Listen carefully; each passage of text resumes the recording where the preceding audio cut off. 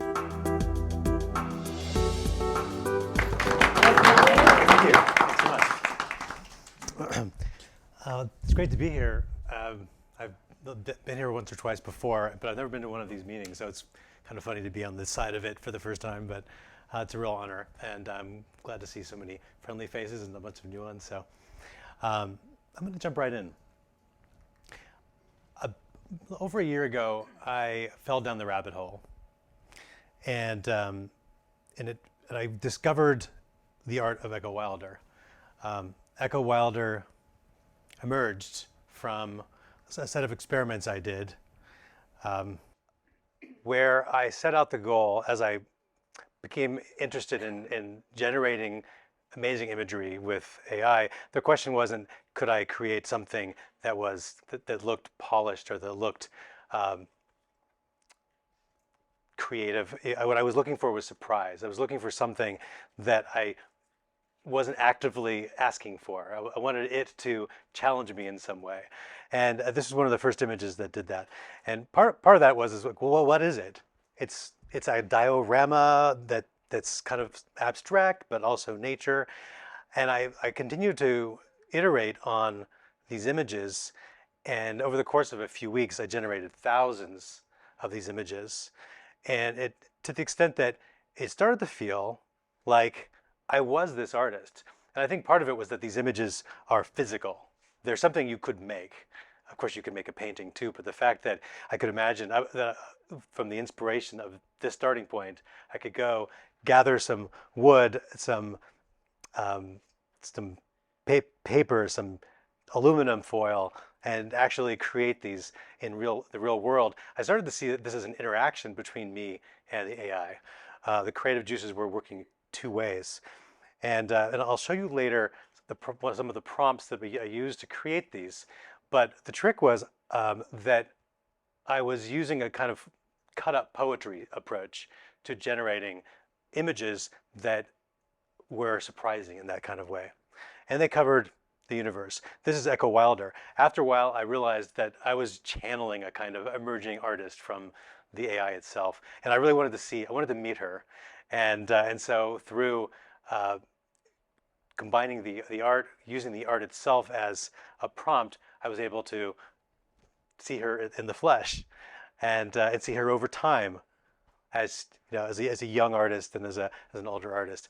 The kind of virtual inhabiting of this character, who, if I'm being honest, was me combined with this AI, but it somehow felt other. I felt like I was living another life.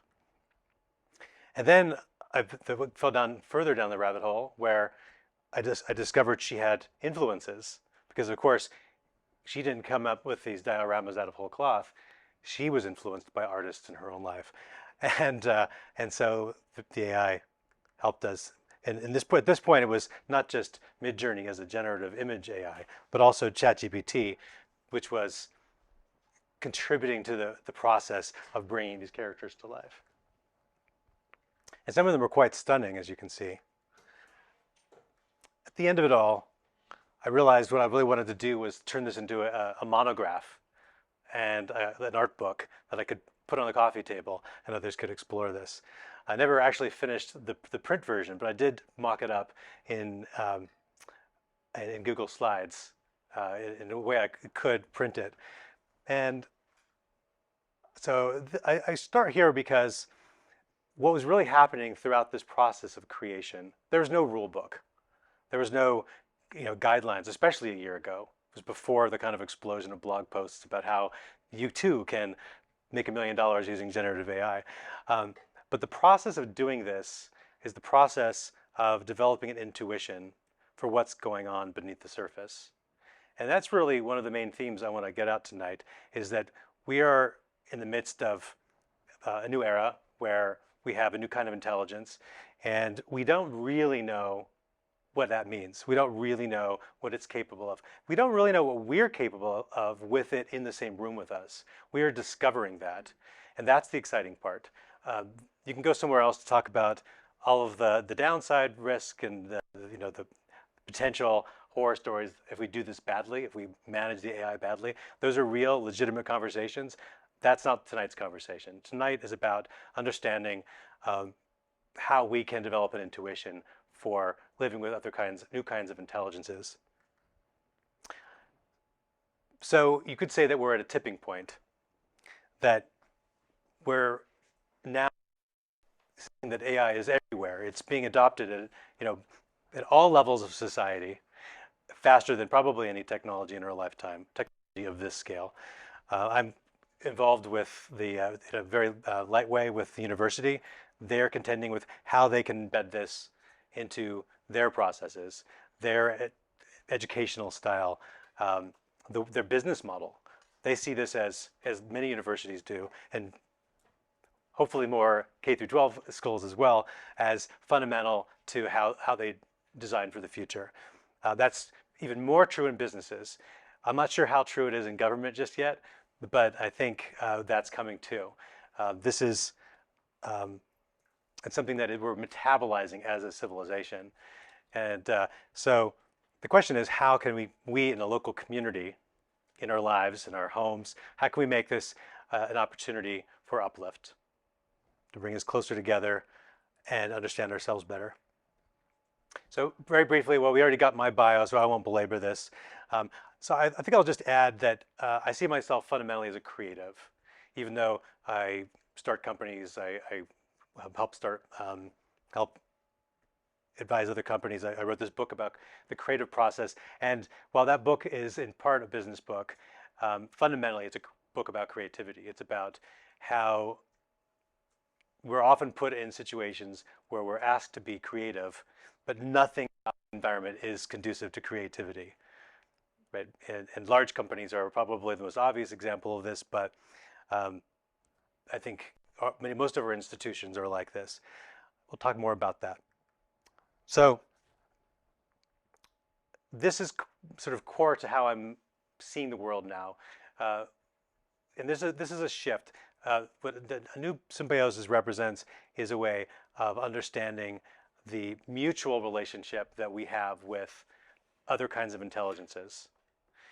We're coming out of an era where we had the certainty that if we could be human-centered, then we can lift up all of humanity. We could create human rights. Human rights would stop the violence against women and children and marginalized peoples, and that was a very important step in human evolution. But as we increasingly understand, it wasn't sufficient. We live in natural environments full of other kinds of both organisms and non-biological elements that are critical to our health and future, but also theirs. So this is a key framing of the rest of this presentation. Before we get there, I wanted to touch on what we mean when we say generative AI, because AI is bigger than generative AI, right? Every time you go to your Gmail, for instance, if you see spam removed, there's very likely to be AI in the back end that's predicting whether it's spam or not. So there are many kinds of AI. Here's a tree chart that shows that. You have the machine learning where we are making predictions about what's happening, what's going to happen based on data.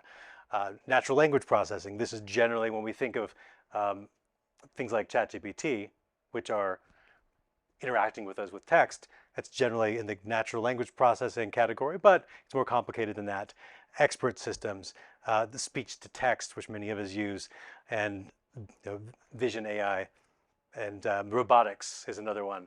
All of these areas are places where AI is permeating. But the tipping point that we're talking about has really been brought about by this concept of generative AI. It's generating content and largely in a way that's interacting with human and driven by human interaction.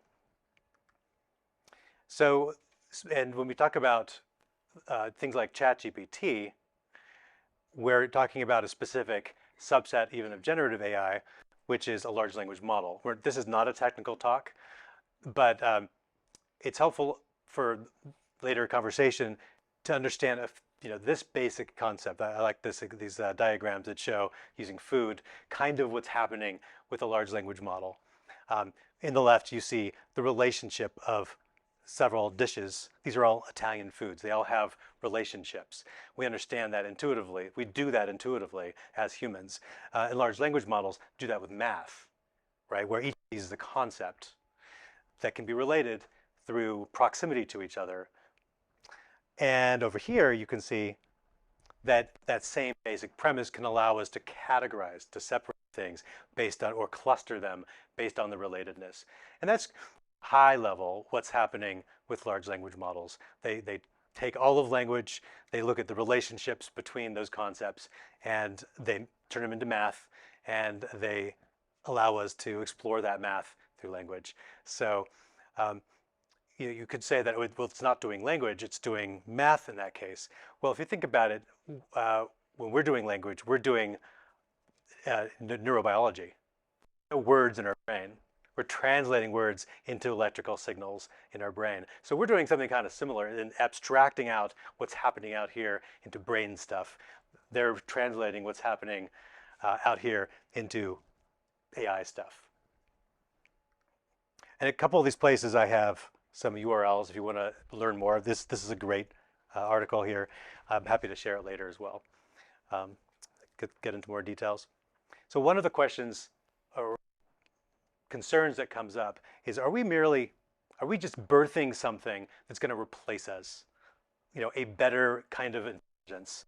Are we the ancestors of a superior mind that won't have any need for us? I really want to anchor an alternative way of thinking about what's happening, which is that we're birthing a new ecosystem of intelligences, and that ecosystem is inherently regenerative, because it's not just humans and AIs, it's humans, machine intelligences, and other kinds of biological intelligences. And while we won't go into details here, in part because this is really early in the process of making the non-human biological intelligences legible, but I believe that AI has a role to play in doing so. This is a little sneak peek, courtesy of Ben, who's in the room, of a new model called a large nature model, which is proof of concept. It's designed for art more than it is for reading the intentions of nature itself. But it is indeed, it's using the same kind of pattern matching and relationship discernment that we're doing with language, with large language models. It's doing that with sensor data from nature itself. So this is really interesting, and I think is a signal of what might come into the future. One thing to note as we start getting into these kinds of framings is that AI is inherently philosophical. I think you could say that about many technologies, but AI more than most. Why? Because it begs the question that philosophers have been debating, and of course scientists are debating as well, for forever. What is intelligence? How is intelligence only intelligent when it comes from a biological brain, or is it equally intelligent if it comes from some other substrate? Consciousness. How do we know if something's conscious? How do I know if you're conscious?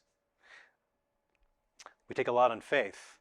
We have a lot of the understandings that gird our society and our relationships with one another based on what feels right, and what we evolved to feel. We evolved to feel kinship with people who are like us, with our own kind, and yet we clearly are capable of extending that beyond our own species. We do that with animals.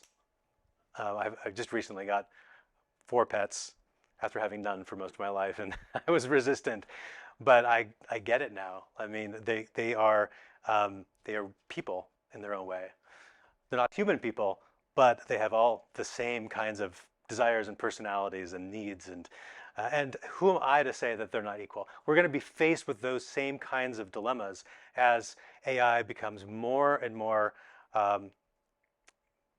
convincing, which is a problematic word probably, but as their behavior with us becomes less subject to dismissal as just a machine. We've already seen this, and we'll see more of it. And this is happening faster and faster. Just from 1 year ago, the difference in quality and kind of what we're able to do with generative AI is enormous. And we're only seeing the released stuff. There's an awful lot of work that's still in the lab that is far beyond what we're seeing today. So we're, if we want to understand where it's going, we kind of have to infer what the researchers are working on. We know what a lot of the researchers are working on in terms of categories.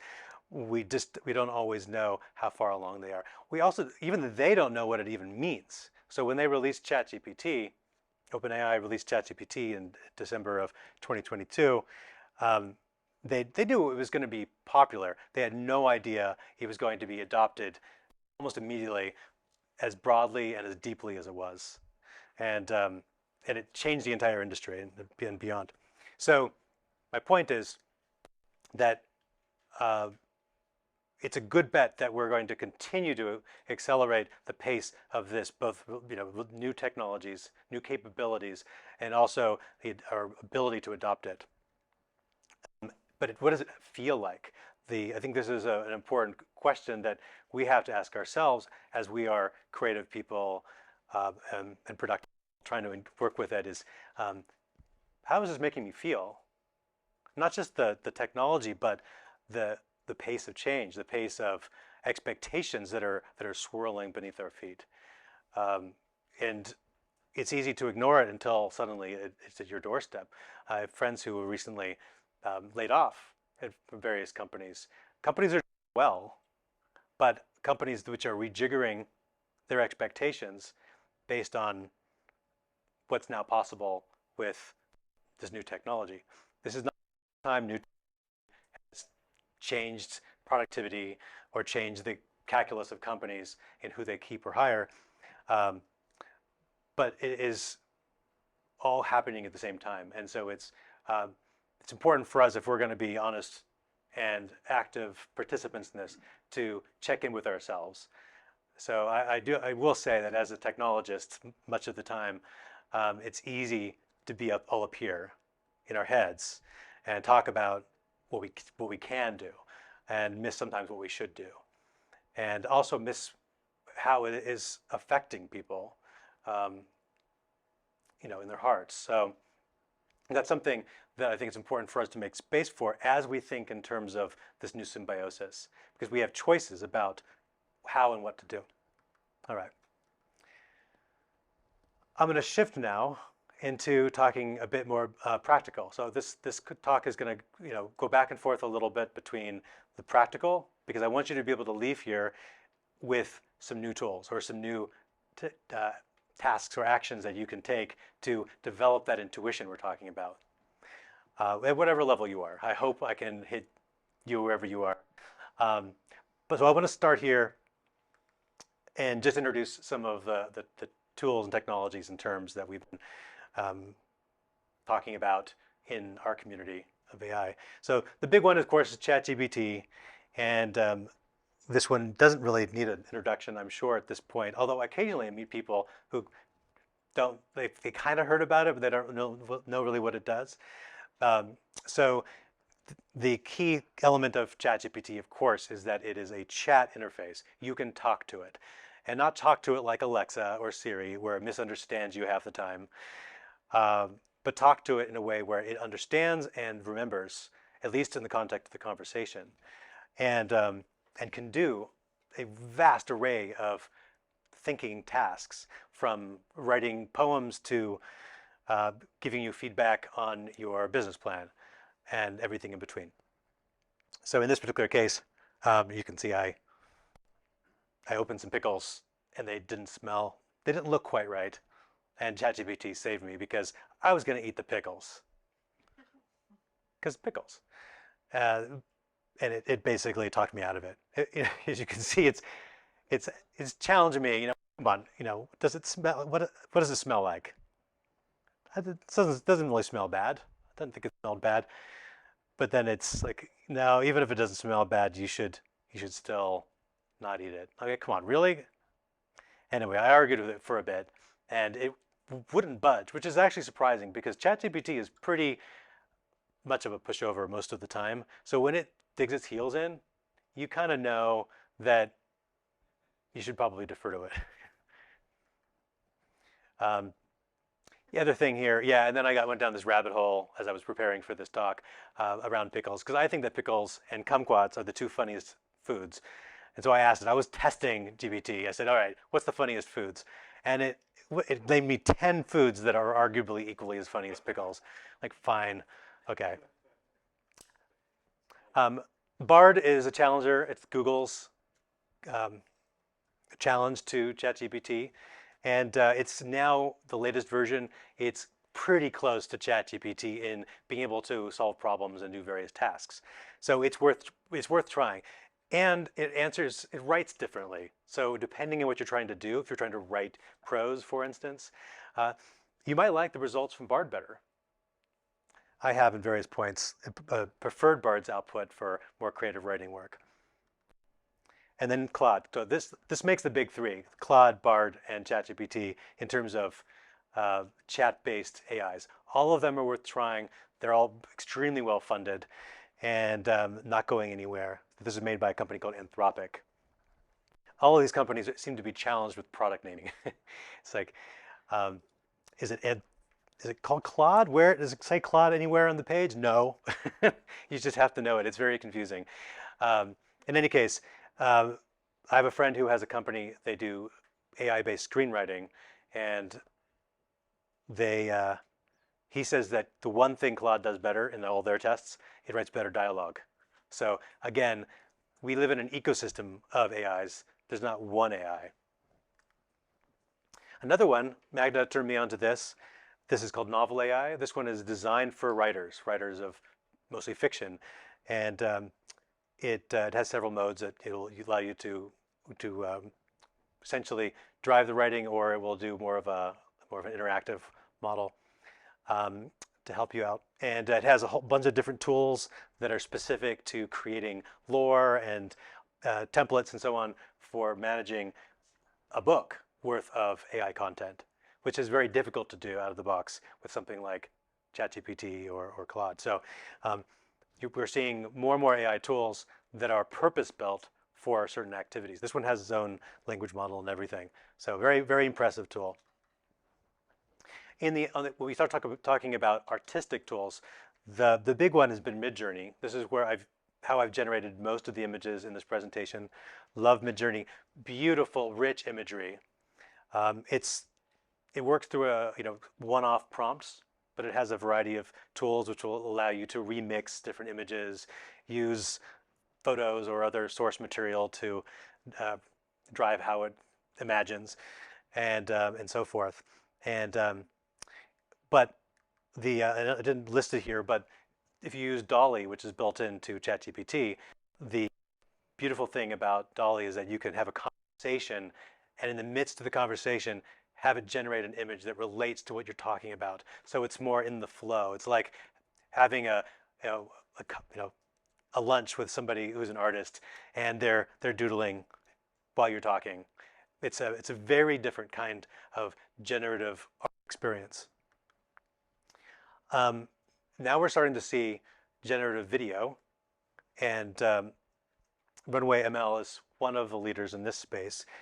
This is Abigail Adams and a dinosaur, and I didn't include the video here, but in the actual video, they're posing for a shot, an old time photograph, and it's very early for generative video. It's worth playing with because in a year or two, it's going to be really good. And right now we're in the days where it's really not. So it'll be fun to watch this unfold over the course of the next year. Although I've done some that look like David Lynch outtakes that are pretty fun. I could imagine making some music videos with those. And we have to mention that since we're talking about the ecosystem here, that there are many open source models. The two biggies right now are Llama and Mistral for large language models, and then for image generation, stable diffusion is the big one there, and that there are many forks of these open source projects. So there's a website called Hugging Face, and they have thousands of different models that are fine-tuned for different purposes. And when we say fine-tuned, I mean you take a base model, foundation model, which in case of Llama, for instance, was released by Meta, formerly known as Facebook, and and for fine-tuning, you would take some other data, some other content, and you would further tune it so it was producing better results. It's able to have better results related to what you fine-tuned it on. So there are many examples of this. There was one that was released by MIT that was just fine-tuned on forms, like form data, because it looks, form data, for instance, an IRS form, it looks different than web page data. And so by training the model on tens of thousands of forms, now they can take data from forms and process it in a way. So we're starting to see more and more of this kind of application. All right, so all of these big models make us think of giant brains in the sky. And that's, I think, a bit misleading, because I think increasingly what we'll be seeing are agents. And an agent, best way to think about an agent is that it's a directed, more narrowly scoped AI that maybe, it has some knowledge, it has a purpose, and it's able to do that extremely well, better than the general AI could do. And so that allows us to essentially customize the use of AI and reuse an AI, well, almost like a web page. You can reuse it, send more people to it, and it just keeps on operating. So GPTs is ChatGPT's new feature, which if you have the ChatGPT Pro, you can use this. And there are now thousands of little agents that each one is tuned for a certain purpose. An example, the other night, my family was playing a game called, what's the train game called? Ticket to Ride. We were playing Ticket to Ride, and we couldn't remember, well, I bought my version of Ticket to Ride in Holland. I don't speak Dutch.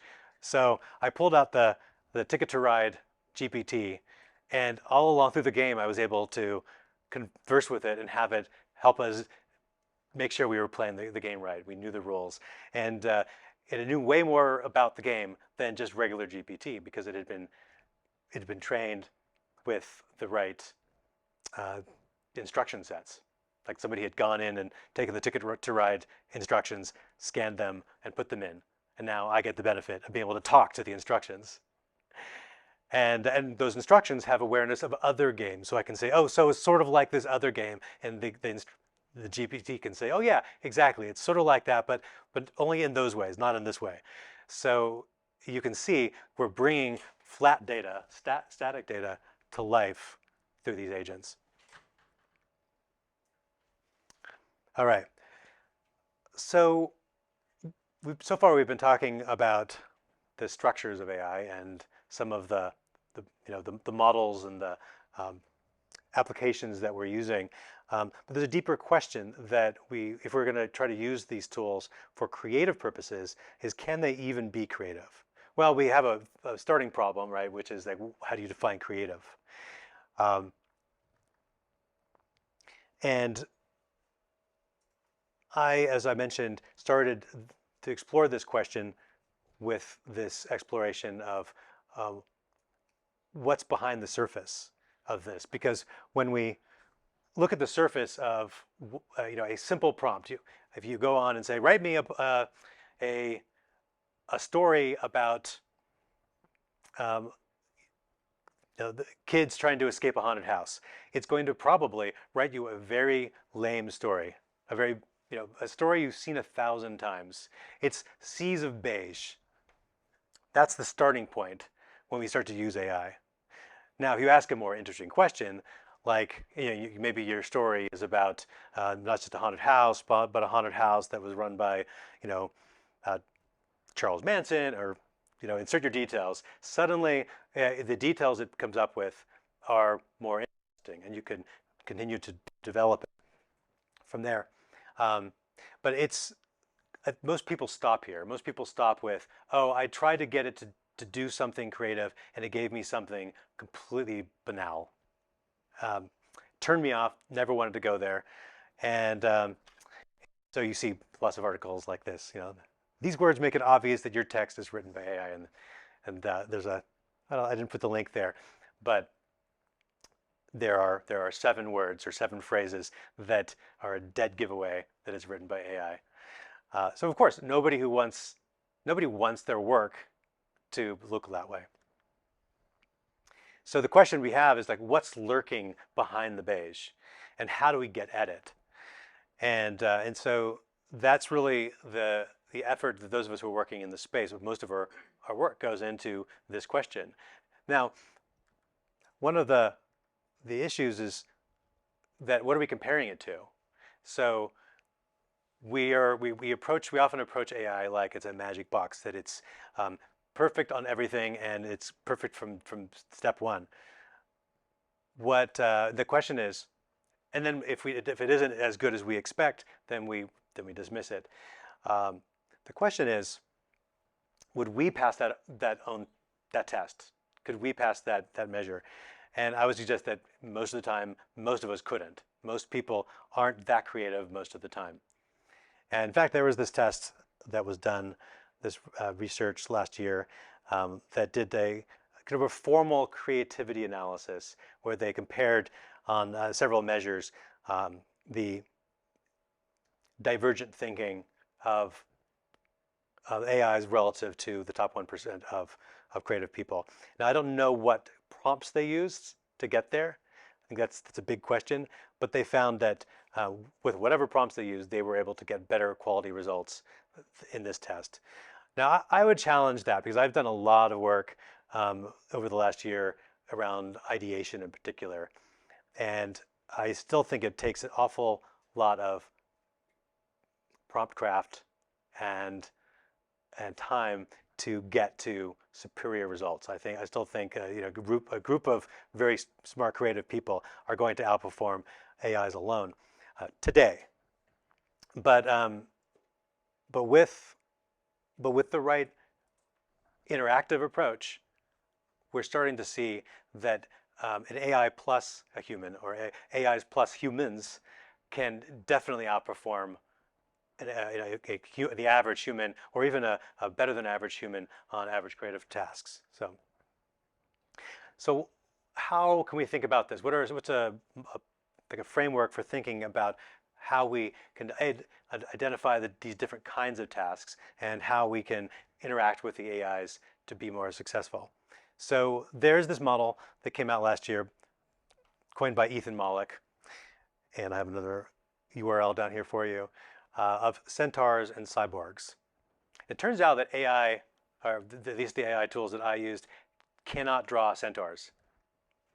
Let's see here. That's the closest centaur I got. Come back to that in a second. So there was this research that was done last year, which looked at productivity in the workplace. The question was, are we more productive on average if we use AI than if we don't? And this is what the chart looked like. So you can clearly see significant quality improvement from using AI across the 18 tasks. And this was actually quality, not just efficiency. And now these are a variety of standard corporate tasks. It could be everything from writing a report to making a plan, and everything in between. But there's a lot that's missing here. I mean, it's the tyranny of averages at work. Or were all the tasks equally as successful across all of the people? And you dug into the report, you saw that no, indeed, there was quite a bit of divergence. For one thing, there's a huge leveling effect. Turns out that an awful lot of the underperformance in the workplace is the result of people who are, let's say, below average in doing those tasks. And AI had the biggest impact on raising their skill level up. So that's really interesting. This is sort of counters this sort of the fear story around that AI is going to take everybody's job. It turns out that for some people who are good at incorporating AI, it might make them more attractive than they ever were before, because now they're performing at or above average. So the other thing here is that there is something called, he calls the jagged edge.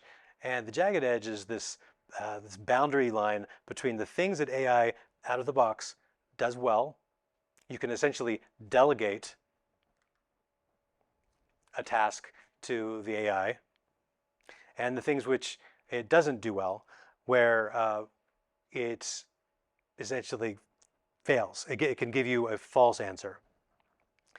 And that makes sense. Remember, if we think back to what I showed you with large language models, they're working on probabilities across a large data set. And if that task isn't well represented in the data set, or if it requires reasoning skills that the AI doesn't have at this point, then it's going to fail. But it's going to give you a response anyway, because that's what large language models do. They're always going to give you a response. Now, one big difference between a year ago and today is that the major models, ChatGPT, Bard, and so forth, they have a lot of guardrails around an additional back-end programs that are intervening now to not give you bad results, to not just make up results. So you'll now increasingly see I'm sorry, I don't have information to answer that question. I'm sorry, but I can't give you that answer because it's not safe for work. There's all kinds of guardrails under the surface of our commercial AIs. And this is one of the reasons people use the open source AIs if they don't want the guardrails.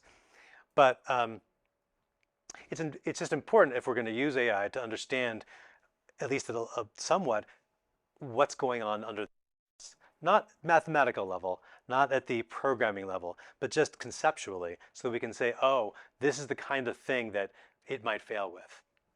So the idea with the Centaur mode is that you delegate jobs when when the AI is good at it, and if it's not good at the job, you essentially marginalize the AI. I'll come back to this example later, but I think a good example for me of Centaur mode is here when I asked ChatGPT to write my quarterly goals within my company. We use a very specific structure called OKRs, which is objectives and key results. And there's very specific rules about what good looks like with OKRs. And it was brilliant at converting my initial inputs into OKRs that worked well with that framework. Now, Cyborg mode is about intertwining human and AI efforts for combined capabilities. Now, what works so well about the Cyborg mode, is that when you get to the other side of the jagged edge, where the AI may be less capable or potentially likely to give you the bad results, the tight intertwining of human AI allows for the human to say, that's not quite right, or let's try it another way. And it becomes this ongoing conversation between the human and the AI. And so that where the AI was initially not capable, now it becomes capable in combination. And this is a very different feeling of interacting with AI, and it's very different structurally. So the example I have here, sorry, it's a bit technical. I'm in Cyborg mode a lot with coding. Essentially, I will think out loud with what I'm trying to accomplish with the code. I'll write what's called pseudocode. It's just, I want the program to behave like this. And the ChatGPT will then give me an example of code that will generally work, but I might not like it because I have enough expertise. I can look at the code and say, I think that won't perform well, or I think that isn't going to integrate well with something else I have in the code base. And so it will then suggest a couple of alternatives. Some of those alternatives I will never have thought of.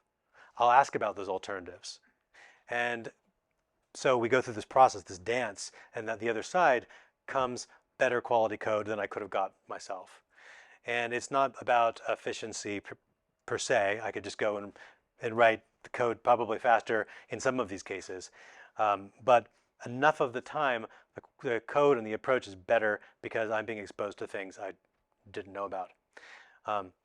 One of the things that's happening here is it's like the best read Sidekick developer is next to me. And this Sidekick developer has read all the papers and done a bunch of prototyping and knows stuff. So I don't have to have lived 3 more lives to get the benefit of that. And so it's a real unlock. So I like thinking in terms of Cyborg and Centaur mode. And sometimes I'm in Centaur mode where I'm just tasking it out. Like, here, handle this for me. And sometimes I'm docking in and I'm integrating with the AI, and we in a way become one. And one of the effects of this is that it changes how we think about our own internal processes, how we think about how our minds work. In other words, metacognition. Turns out that working with AIs for even just for practical purposes, for putting all the highfalutin philosophy aside, just trying to get good results, it's a process for generating self-knowledge. Let's talk about why. Well, so the process or the practice of interacting with the AI more effectively is called prompt engineering. And some people would argue that it's not engineering. But nonetheless, it's about designing communications that the AI can do something with effectively, right? And just like with a human, if I say, get out of here, that's going to have a very different reception than if I say, maybe we should leave now. And so it turns out AIs are just as sensitive to this kind of interaction. Like the way that we communicate matters an awful lot. And so prompt engineering has become a major area of both commercial work, but also research. Because essentially we have this giant alien brain and we're learning how it thinks. We're learning what works with it. So we're all doing a kind of xenopsychology. So I picked up these 5 principles. These are sort of arbitrary. There are many principles of prompt engineering, but these were 5 that I thought mapped to the kind of internal processing, self-processing that we're doing. So the first is clarity. And we all know, I think we all know what we mean by clarity. It means you're clear with your instructions. You're clear about your goals. But when you turn this on yourself, am I clear about what I want? Becomes an ever-present question. And so by working with an AI and expecting good results, it forces you to check in. Do I know what I want? Can I write this down clearly? Secondly, the specificity and conciseness. Can I actually make this concise enough that it doesn't have hedging words, it doesn't have extraneous words, it's not confusing. Providing an elaborating context. So is this abstract or is there an anchor point in my world? Can I reference something that makes it more real? Turns out that matters much of the time an awful lot for the AI. The more examples you can give it, in many cases, the better off it will be when it comes to working with you. Oh, that's a typo, but can you give it a mental mode? By mental mode, I think I have this as the next slide. A mental mode is a way of using your brain. It's a kind of if you think about, your brain has different channels, or in this case, different hats. Edward de Bono said in his research that we are often put in situations where we're asked to wear multiple hats at once, right? We're asked to be creative and critical thinking, right? We're asked to be, emotional, but also there's a devil's advocate in the room. It turns out that this often shuts down interaction in a room. It can shut down brainstorming if you're, you're asking people to be here, but there's people in the room who are focusing on facts. Like that will never work because we don't have the blah, blah, blah.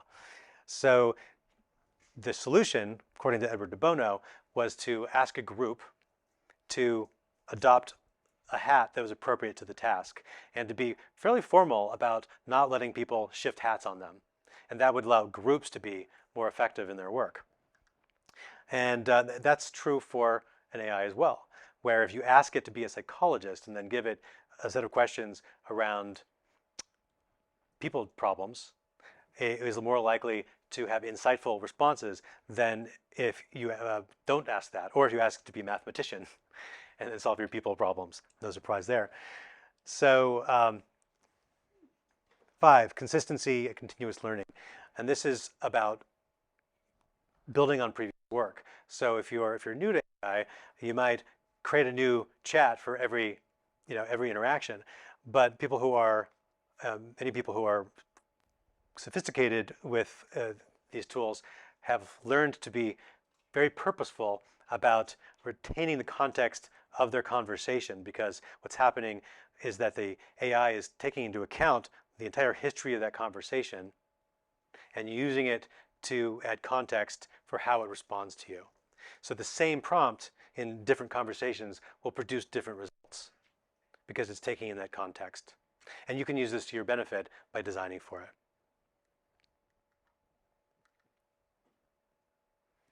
So there's a number of patterns that actually I talk about in my book that expose some of the problems that humans have with creativity.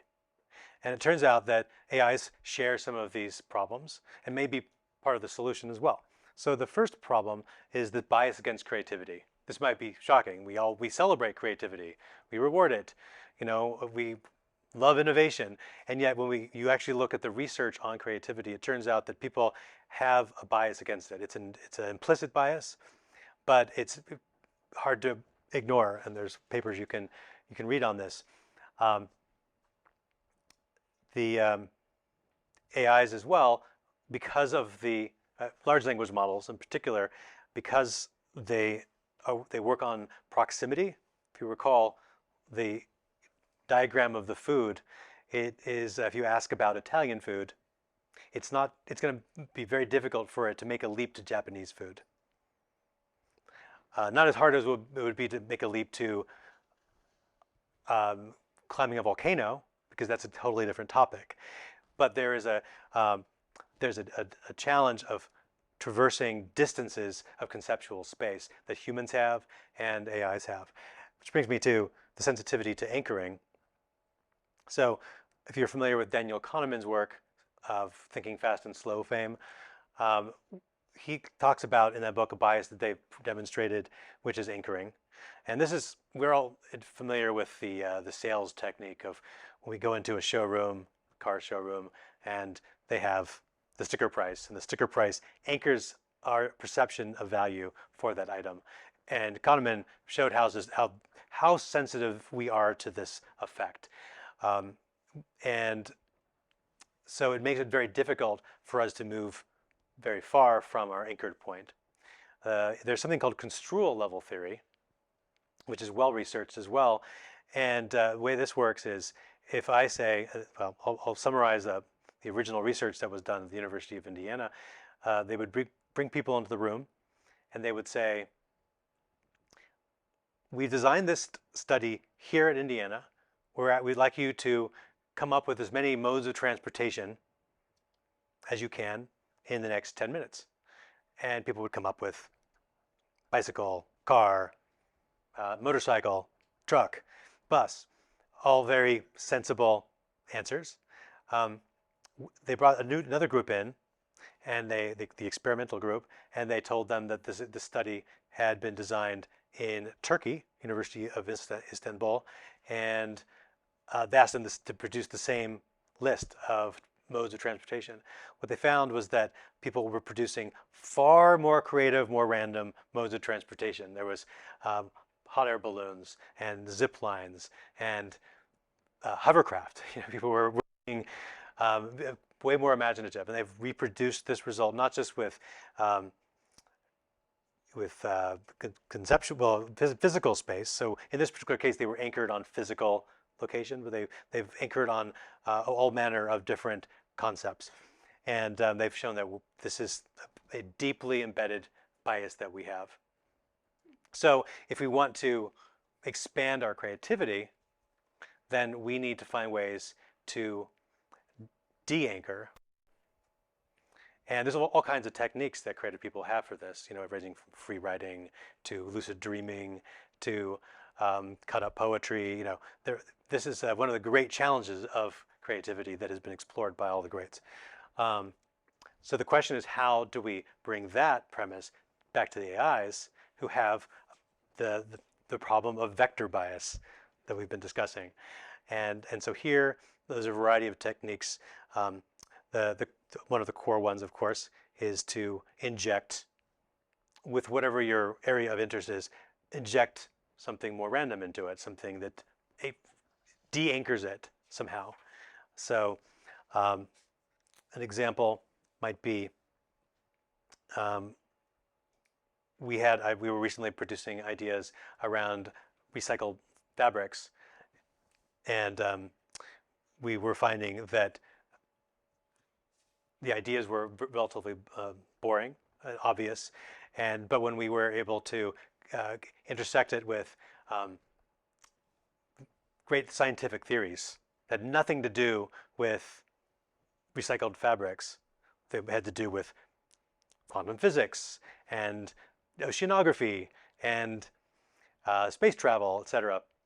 Suddenly, it was producing surprising ideas. So this is very similar to the example I showed in the beginning with my image work. We're looking for ways to get at the emerging connectivity across the ideas that are embedded in there. It's no shock, I think, for most of us that words have an emotional impact. And we are often, I think, blind to the fact that we have synonyms for the same concept that are emotionally loaded in really profound ways. So this example, I am firm, that's positive. You are obstinate, that's a little negative. Or he, she, it is pig-headed. That's very negative indeed, right? But they're all functionally synonymous.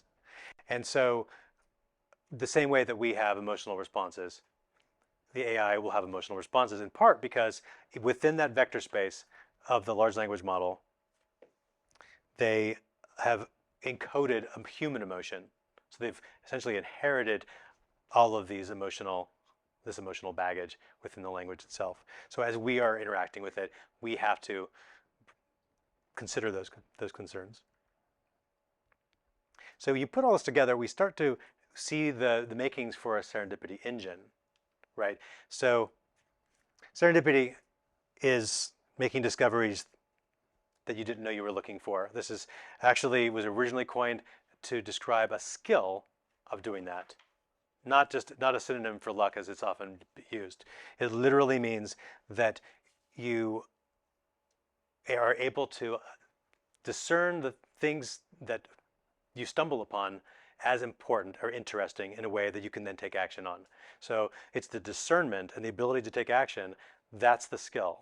The fact that and then the putting yourself in situations where you can have creative collisions, that itself is a choice.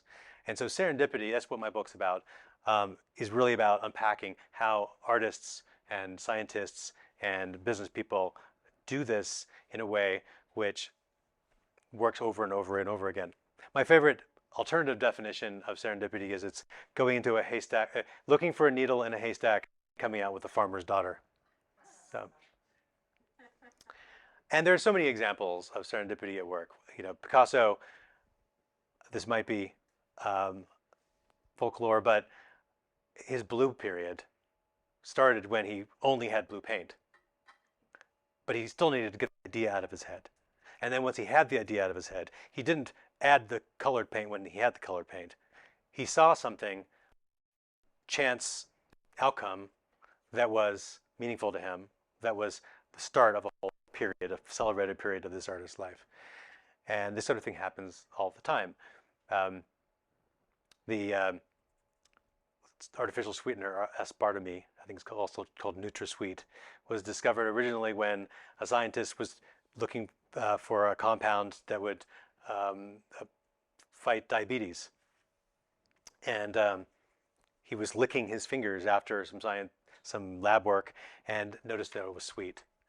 And he brought this to his boss. This was not a food products company. This was a pharma company. And the skill they had at this point was saying, that's interesting, maybe we can do something with that.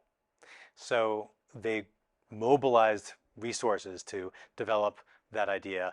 It took about 20 years to get it to market, get through FDA approval and everything. You know, we may hate NutraSweet, I certainly do, but it's an interesting example of how chance plus discernment plus action leads to major change. So,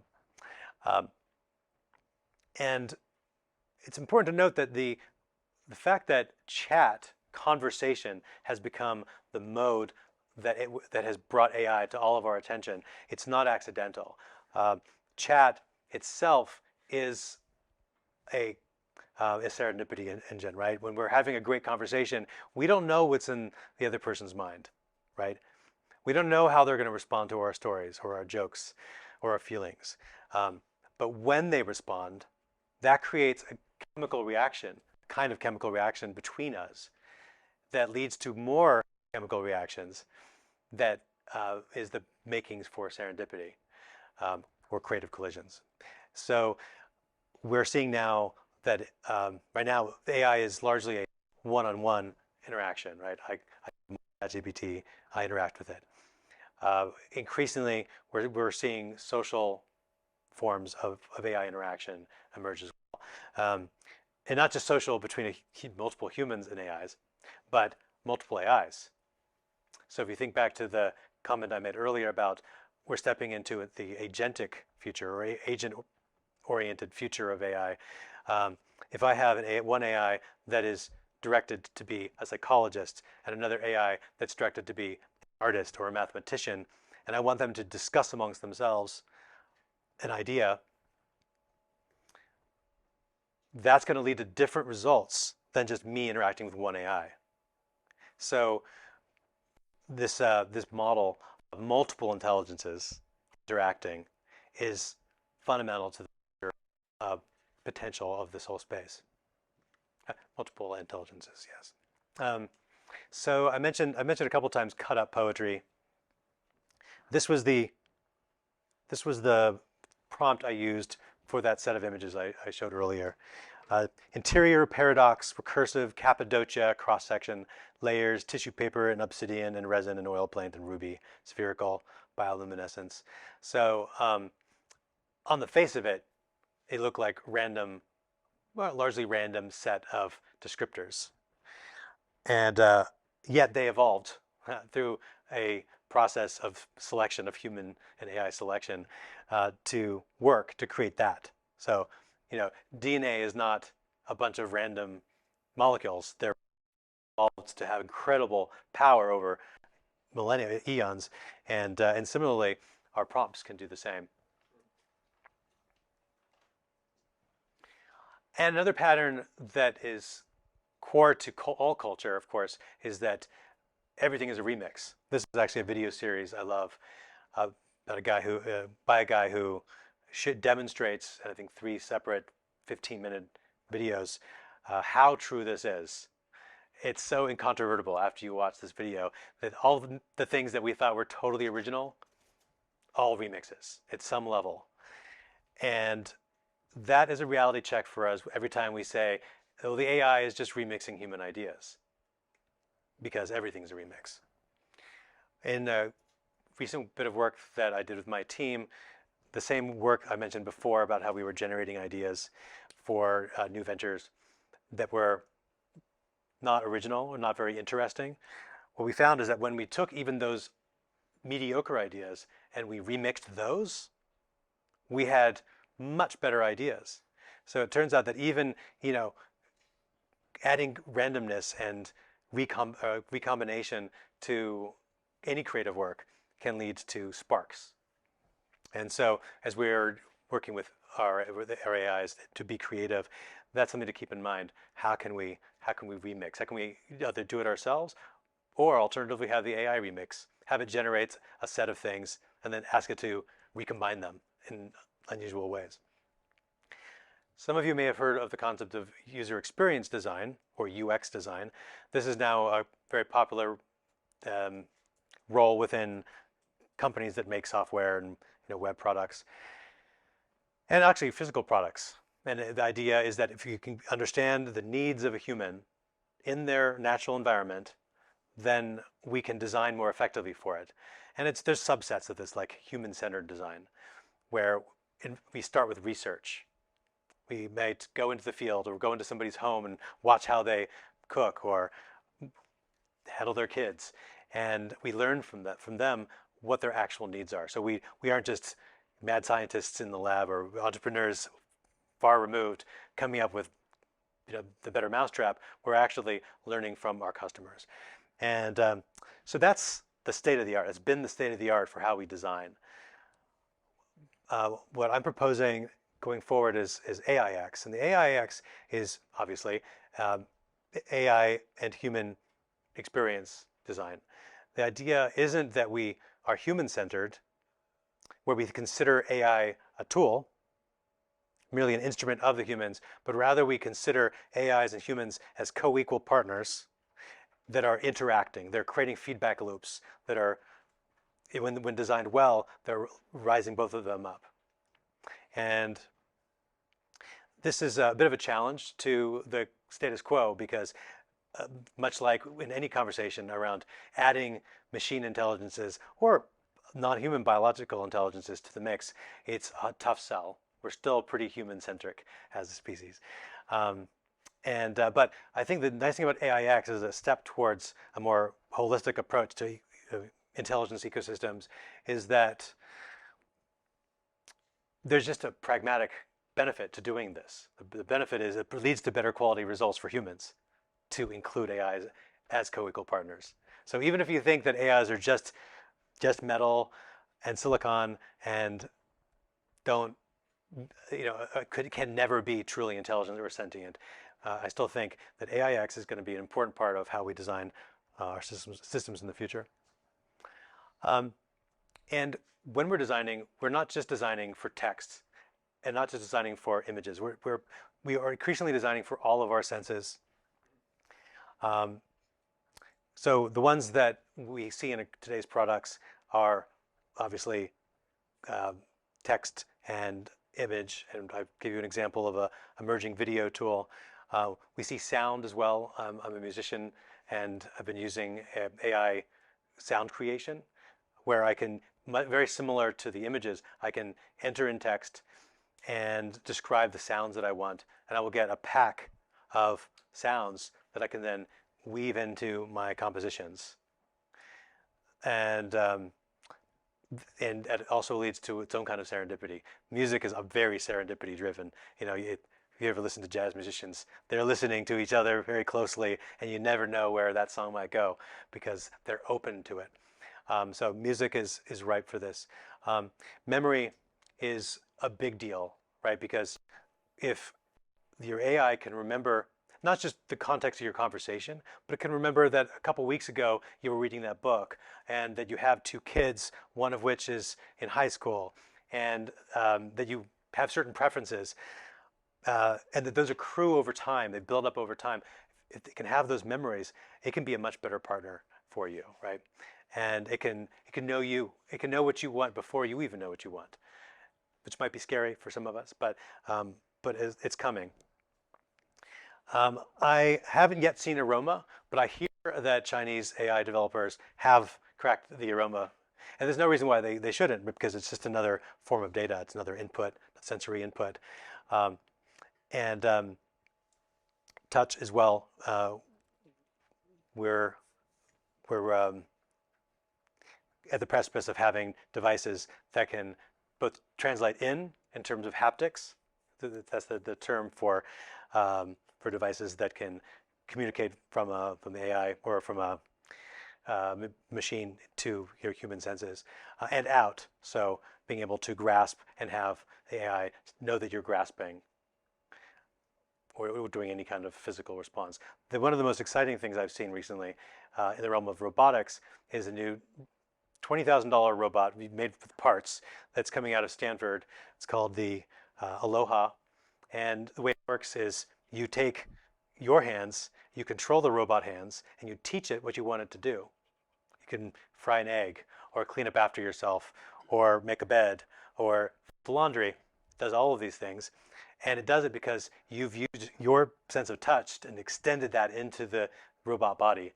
And it's then able to generalize learnings using these kinds of language models to, or transformers really, to not just do the very specific, narrowly defined task, but to generalize a bit further beyond that. So if you show it how to push in one chair around the dinner table, it can push in all the other chairs around the dinner table, which, of course, your 5-year-old kid can do. But the point is, we are getting here. So we're almost at the end. I promised in the description I'd give 10 things you can do to take home. And these are things that I think will help you build your intuition, extend your sense of what's possible creatively.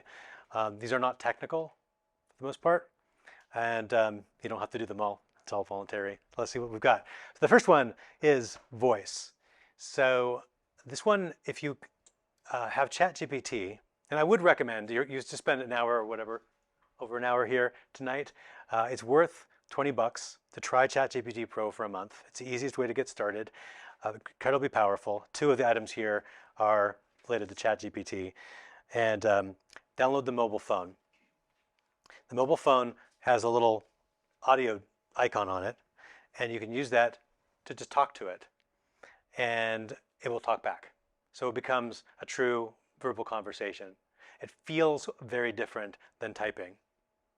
So I would like you to, if you can, give this a try, have a conversation with it, not just ask a proxy Google search, but actually ask it for its opinion on something, or ask it to collaborate with you on something, and see how it feels as you're using your voice back and forth.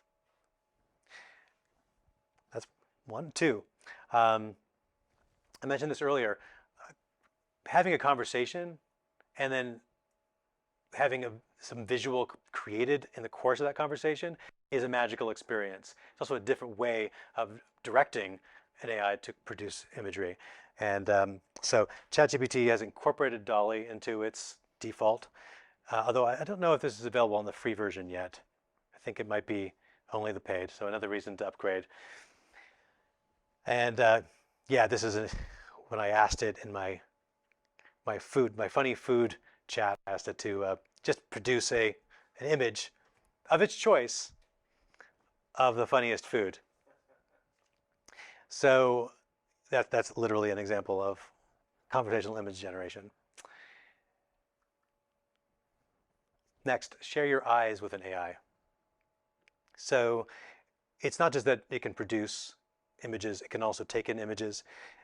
This is a case where I had made in Midjourney that image of Abigail Adams and a dinosaur, and I wanted a caption.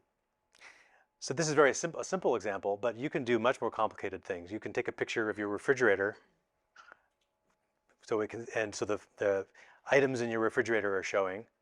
Upload the image of your refrigerator contents to ChatGPT and ask it to tell you what to make for dinner. It's kind of a parlor trick. You're probably not going to do that every night. But I've done some pretty amazing things here where, for instance, I've taken a schematic and uploaded it and said, explain this to me. And it was able to explain, it was able to discern what domain of technical information the schematic was in, and then explain what was happening in it. So you can think about, again, from the standpoint of people who might be more junior in their jobs or be struggling to achieve competence in their job, suddenly they have this superpower where they can simplify and translate things which might not work for their learning style. So it's a real translator. 4, make a game. Um, Now, some of you are love games, and this will be no problem. You, I've made a number of games that have been fun. One of them was an actual Pong game. This is another fun thing to try: is take an old or early video game and see if the GPT can give you the code to to run to produce that game. Most people are not coders, and so that's not going to be the place to start. But a text adventure is the perfect place to start. So you can say, for instance, make me a role-playing, text-based role-playing game about starting a company that teaches me lessons about how to start a company. And so now you have a way to learn that's a game. Or maybe it's not a company, maybe it's I want to learn about ancient Egypt, and make me a game that will take me on the history of ancient Egypt. Whatever you want. It's just an alternative approach that's more interactive. The main thing here is that you want the AI to be in charge. You want it to run the interaction, not you, because that's another intuition building activity. Similar but different, role play a hard conversation. So a lot of us have a hard time with hard conversations. Maybe it's giving somebody feedback. How are they going to respond? How are you going to respond if they respond badly? So what you can do is ask your AI, ask ChatGPT to take on the persona of the person you want to talk to. Be specific. State their name. Maybe you can change their name for the purposes of this, but give them a name, give them characteristics, give them maybe even a little backstory, and then begin the hard conversation. See how it goes. You might learn something. 6, ask AI to interview you about something you're not sure about yet. So in the example I gave earlier about setting goals in my company, my OKRs, I wasn't 100% sure about how I wanted to frame my goals. I had the parts, but I didn't have the whole. So I asked it to interview me about the things that weren't clear. And that interaction allowed me to get clear about what I was thinking. The same way that having a conversation with a friend will clarify things for you. Use AI-based search for a research question. So I didn't mention a lot of tools. In fact, one of the things I maybe should have mentioned is that another way to get at GPT is Bing. We have a Bing lover over here. Bing has a different personality. It has different guardrails. It's integrated more seamlessly with search, and I think free. So that's another way to try a lot of these things. Another tool I didn't mention is Perplexity. Perplexity is doing extremely well reinventing search with AI at the center. So I think this is a great way to understand how we might be able to incorporate, real-time learning in ways that we don't necessarily get from asking GPT out of the gate. And it has a lot of nice things, a lot of additional features, which I'm just beginning to discover myself. And the nice thing about the way it does this is it won't just hallucinate a response. It will give you sources for anything it tells you. One of my favorite things to do to get a feeling for how to be creative with AI is jokes. So the first thing you'll see, this will exemplify some of the points I made earlier about the sea of beige. Its first jokes are rarely funny. They're like the worst dad humor. And it also seems to default to the same structure of jokes. But you can get it to be quite funny. So in this case, I asked it to create terrible ideas related to frying pan ideas. Actually, asking for terrible ideas is a great way of getting it to be creative. Humans are the same, right? If you think about when you come up with your best ideas, it's probably when you were joking around with your friends or sitting in a hot tub late at night drinking a glass of wine or something. So part of what I try to do when I'm creating the conditions for creativity is just to lower the jeopardy, lower the the seriousness of the whole thing. So in this case, pretty funny frying pan business ideas. I think my favorite one was maybe the frying pan treadmill, a frying pan attached to a treadmill designed to promote exercise while cooking, but leading to dangerous situations as users struggle to maintain balance and control of the hot pan while walking or running. So, well, and I added then a roast, because if you can get it to be funny, then why not write you a speech where you can roast your oldest friend on their next birthday. 9, create an AI agent from a document or a knowledge store. So if you do manage to subscribe to ChatGPT, you can create an agent. So as I mentioned, there are these GPTs for any manner of subjects. But if you take something, it could be as simple as your resume, or maybe a book you once wrote, or just a list of your favorite things, and then create a GPT based on that, and then have a conversation with it. And if you like the way the conversation's going, send it to a friend that has ChatGPT Pro, and they can interact with it. I think that in the future, many of the things we currently use documents for will be these interactive agents. So there was a proposal for an innovation hub here in the Rogue Valley, and it's an innovation hub. They wrote a 20-page document, a PDF, and they sent it in. I was like, "You're an innovation hub. You should be innovating here." So I turned it into a GPT. You can ask questions. I gave it the voice of the area, kind of a, Southern Oregon folksy voice, and added a bunch of background context, the economic development plan for the area, various other context, and the Innovation Hub document. And I sent it to them. They're like, well, "You can do that? You can," and that's the kind of opportunity we have, is to bring in ways that we couldn't before. Finally, create a writing room, your own writing room, writer's room, I meant to say, or a team of advisors. So you don't need to do this in a fancy way with a multi-agent model like I described before. You can do this simply by describing the set of people you would love to interact with. You can have some friends who created their own writer's room for the game they're designing, and they had Agatha Christie and Leonardo da Vinci and Nikola Tesla. They were all writers in their writer's room, helping them design puzzles and create something. But whatever your task is, whether it's planning a family vacation or writing your next novel, having a group of people, each with a little personality, can be an incredibly generative way of unlocking new potential. So I hope all of this you could see what I started with, which is that there are an array of intelligences that we have access to, both machine, other humans, and soon our natural intelligence as well.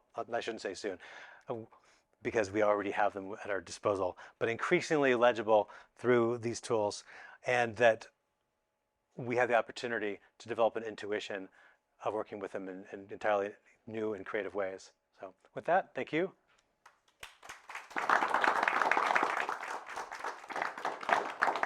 I know it's been a long talk, but I'm happy to take questions or, yes.